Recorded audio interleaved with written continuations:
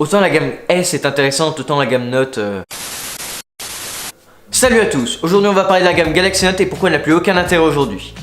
Si je vous demande l'intérêt principal de la gamme Note et des Notes, c'est tout simplement leur grand écran. Ils ont toujours été considérés comme des phablettes par rapport aux téléphones concurrents et même de la marque elle-même. On prendra par exemple le Galaxy Note 3 qui était une phablette avec son écran de 5,7 pouces par rapport au S3 ou aux iPhones. Il n'y avait pas vraiment de choix niveau grand téléphone, ce qui permettait à Samsung d'avoir un grand public. Mais aujourd'hui, qu'est-ce qu'il en est ? Le Samsung Galaxy Note 8 a 0,1 pouce de plus que le Samsung Galaxy S8 Plus. Ça n'a plus aucun intérêt d'acheter un Note 8 par rapport à son écran. Ce n'est plus considéré comme une phablette maintenant. Tous les téléphones sont en train de rejoindre cette taille d'écran. La gamme Note doit disparaître. Si je vous demande le deuxième intérêt principal de la gamme Note, c'est bien évidemment son stylet qui le démarque des autres gammes chez Samsung. C'est le seul à en posséder un. Mais est-ce que le stylet est vraiment utile ?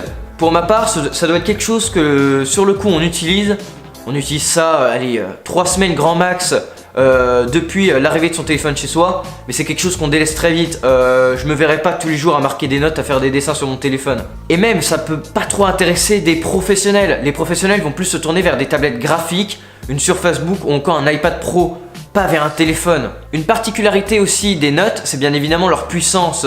Par rapport au S, ils étaient toujours très puissants. Mais le problème avec ce Note 8, c'est qu'il a la même puce, la 835 de chez Snapdragon, que le S8 Plus.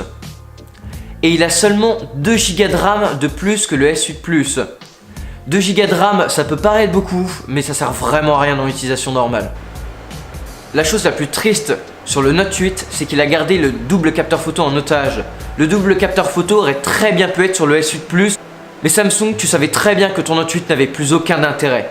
T'étais obligé de garder le double capteur photo pour le Note 8, mais étant donné, vu les rumeurs, que le S9 Plus aura le double capteur photo, il ne reste plus rien à ce Note 8. J'espère que cette vidéo vous aura plu, dites-moi dans les commentaires ce que vous avez pensé de cette vidéo, votre avis sur cette gamme, doit-elle disparaître ou continuer? Je vous attends dans les commentaires, argumentez s'il vous plaît, c'était AZTanix, salut!